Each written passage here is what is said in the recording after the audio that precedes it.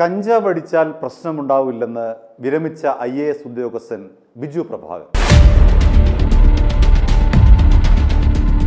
വിരമിച്ച IAS ഉദ്യോഗസ്ഥനായ ബിജു പ്രഭാകർ പറയുന്നത് കഞ്ചാവ് വലിച്ചാൽ വലിയ പ്രശ്നമില്ല എന്നാണ്. കഞ്ചാവ് വലിച്ച് ആരും നശിച്ചു പോയിട്ടില്ല.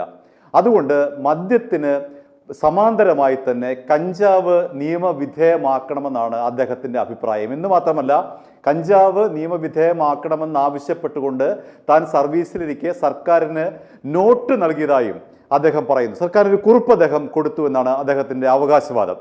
അദ്ദേഹം പറയുന്നത് ആംസ്റ്റർഡാമിൽ കഞ്ചാവ് നിയമവിധേയമാണ്, ഇംഗ്ലണ്ടിൽ കഞ്ചാവ് നിയമവിധേയമാണ്, പിന്നെ നമുക്കെന്താണ് ഇതിനകത്ത് ഇത്ര പ്രശ്നം? മാത്രമല്ല, കഞ്ചാവ് അടിച്ചു എന്ന് പറഞ്ഞുകൊണ്ട് ആരും നശിച്ചു പോയതായി ഇതുവരെയും കേട്ടിട്ടില്ല. മദ്യം ഉപയോഗിക്കുമ്പോൾ കരൾ നശിക്കും, മറ്റ് ശരീരത്തിന് കേടുപാടുകൾ ഉണ്ടാകും, അത്രയൊക്കെ തന്നെ ഈ കഞ്ചാവ് വലിച്ചാലും ഉണ്ടാവുകയുള്ളൂ എന്നാണ് അദ്ദേഹം അഭിപ്രായപ്പെടുന്നത്. റെസ്പോൺസിബിൾ ഡ്രിങ്കിങ് എന്ന് പറയുന്നത്, അതായത് ഉത്തരവാദിത്ത മദ്യപാനം എന്നതുള്ളതാണ് ലോകത്തിലെമ്പാടും കാണാൻ കഴിയുന്നത്. എന്നാൽ കേരളത്തിലേക്ക് വരുമ്പോൾ വെള്ളമടിച്ച് താഴെ വീഴുക എന്നുള്ളതാണ് മലയാളിയുടെ ഒരു ശീലം. അത് മാറ്റിക്കൊണ്ട് റെസ്പോൺസിബിൾ ഡ്രിങ്കിങ്, ഉത്തരവാദിത്ത മദ്യപാനം എന്ന നിലയിലേക്ക് മലയാളി മാറേണ്ടതുണ്ട്.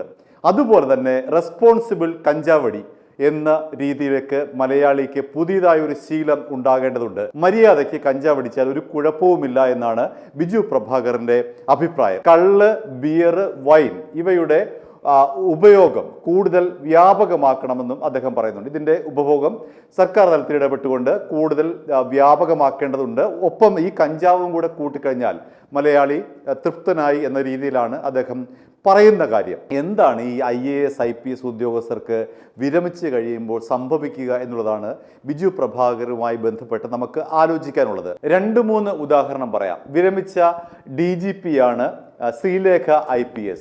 അവർ കഴിഞ്ഞ ദിവസം വിളിച്ച മുദ്രാവാക്യം വിളി നമുക്കെല്ലാവർക്കും അറിയാമല്ലോ.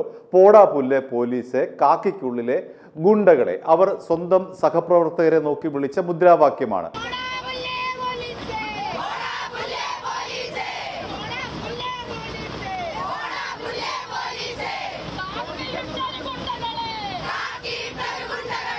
എന്താണ് അവർക്ക് സംഭവിച്ചത്? അതേപോലെ തന്നെ നമുക്ക് പറയാവുന്ന ഒരു IAS ഉദ്യോഗസ്ഥനാണ് അൽഫോൺസ് കണ്ണന്താനം. BJPയുടെ കേന്ദ്ര സഹമന്ത്രിയായിരുന്നു. അന്ന് അദ്ദേഹവും ഭാര്യ ഷീലയും കൂടി കാട്ടിക്കൂട്ടിയ കോപ്രായങ്ങളൊക്കെ നമുക്ക് അറിയാവുന്നതാണ്. എൻ്റെ അമ്മേ, സ്വന്തം ഭാഷയാണ്ട് പിന്നെ ഒരു റിലാക്സേഷൻ ഉണ്ട്. ഇംഗ്ലീഷും പറഞ്ഞു മടുത്തു. ഇതൊന്നും വരുന്നില്ലല്ലോ അതല്ലേ. ഇനി മറ്റൊരു IPS ഉദ്യോഗസ്ഥനാണ് സെൻകുമാർ. അദ്ദേഹം വിരമിച്ച ശേഷവും ഈ പറഞ്ഞതുപോലെ BJPയിൽ വന്ന് കാട്ടിക്കൂട്ടിയ കാര്യങ്ങളൊക്കെ നമുക്കറിയാവുന്നതാണ്. പോലീസുകാരെ ആക്രമിക്കത്തക്ക വിധത്തിലുള്ള ഒരു പ്രസംഗം അദ്ദേഹം വ്യംഗ്യേന നടത്തി. മറ്റുള്ളവരുടെ പോലെ തന്നെ സ്റ്റേഷനുകൾ ആക്രമിക്കുന്ന സ്വഭാവത്തിലേക്ക്, അതുപോലെ പോലീസുകാരെ ആക്രമിക്കുന്ന സ്വഭാവത്തിലേക്ക് ഞങ്ങളെ തിരിച്ചുവിടരുത് എന്ന് പോലീസിലെ സീനിയർ ഉദ്യോഗസ്ഥന്മാരോട് എനിക്കൊരു റിക്വസ്റ്റ് ഉണ്ട്.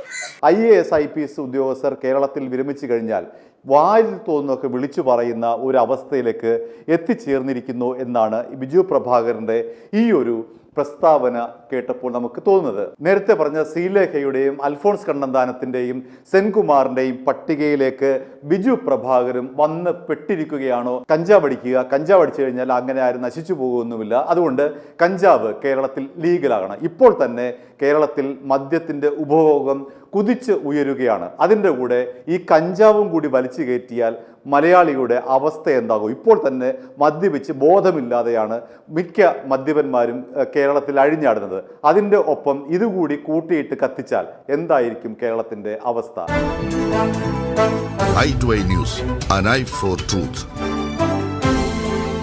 i2i News സബ്സ്ക്രൈബ് ചെയ്തിട്ടില്ലാത്തവർ ഇപ്പോൾ തന്നെ സബ്സ്ക്രൈബ് ചെയ്യുക.